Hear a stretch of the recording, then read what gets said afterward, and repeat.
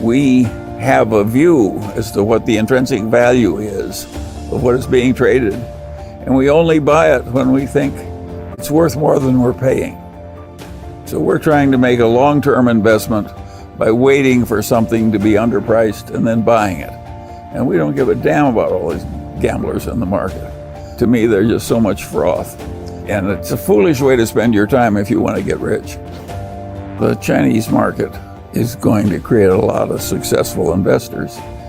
If you look at Hong Kong, which has been full of Chinese people enmeshed in a capitalist order with a good securities market, that is going to spread all over China and increase in respectability and size for decades ahead. I anticipate that China's security markets and investing practices will get better and better for a long, long time. There'll be fluctuations, to be sure, but the long-term trend will be more achievement, more respectability, and higher prices. The Chinese who've gotten rich in Hong Kong over the last 50 years are not the short-term traders and the gamblers. It has been the long-term investors who sought out good long-term investments and stubbornly held them for long periods of time. And just as that worked for the Chinese in Hong Kong, it'll work for the Chinese on the mainland. It's not the short-term gambling that's good, it's the identifying the good long-term investment and sticking with it for a long time. My Berkshire Hathaway stock cost me $16 a share, and it's now selling for almost $300,000 a share. That's been a very good investment. It took a long time, and it was a long-term investment where I liked the people I was investing with, and I liked the companies I was investing in.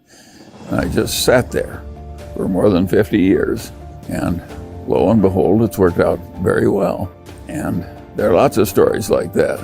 Lilu and I have been investing together in China for, 15 years, and we have bought a lot of securities and we sold very few. I have not made very many bad investments. They've been small and not very many.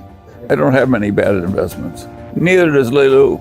Basically, the Mungers have three stocks. We've got Berkshire, we've got Costco, and we have an investment in Lilu's partnership. Three things. I'm well along in my 95th year. Three things. You don't need to own a lot of different things to get rich. The New York Times just interviewed and they asked me, why are these people in China so interested in Berkshire Hathaway and Charlie Munger? I know, it's very peculiar. It is very peculiar. Partly the book did it, but why do the Chinese like that book? I think the answer is that it sounds Confucian. China has a deep Confucian ethos. They want people to act modestly even though they're rich and powerful. They want people to constantly keep learning and to behave with dignity and reason and improve as they get old and keep working. Those lessons are not confined to one country. It just happens that Warren Buffett and I act like a bunch of people that take Confucianism very seriously. That's why they like us. They know I like books, so he will give me so many books that I either skim or read through 20 books a week. No, I get lots of books. I read a lot of biography and some history. I read almost no fiction. He asked me what other reason for the reason that we're suddenly popular in China.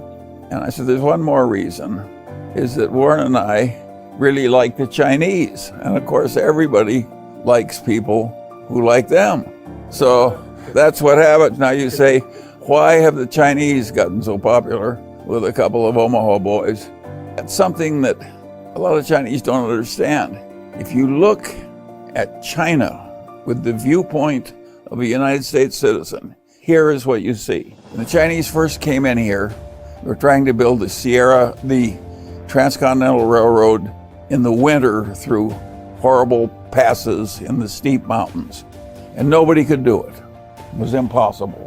People were dying and it was just too hard. So they brought in like 50,000 Chinese coolies, who were in those days practically slaves. And they took those coolies up into the mountains in the winter and they said, you build a railroad. And they did. And the Americans couldn't do it by themselves. Well, that of course made a very favorable impression. Well, fade in, fade out. And now we've had all this immigration. of Asians, Chinese, Japanese, Korean, Vietnamese, so on. And what have those Asians done in America? Well, they've come in and rapidly become doctors, lawyers, professors, businessmen, and so forth, and succeeded mightily. And if we go to our symphony orchestra, which didn't used to have any Chinese in it, every instrument that's hard to play and takes unlimited practice, you look up from the instrument, there's a Chinese face. Well, of course, we find people popular who are succeeding so much in our country, and they're not causing a lot of trouble. They're just succeeding. And so naturally we like the Chinese. And I don't think the ordinary person on mainland China understands what an image of success China has in the United States, because the Chinese Americans have done so well here. And the most extreme thing of all that nobody could have anticipated, nobody ever talks about it, and you should talk about it in your magazine, is because there was so much poverty in China and it was so overpopulated.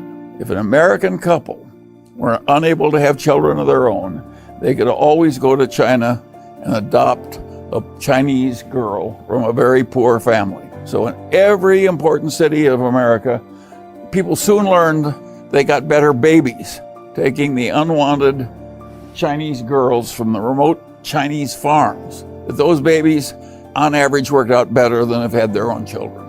And so everybody wanted to adopt a child. They don't want an American child.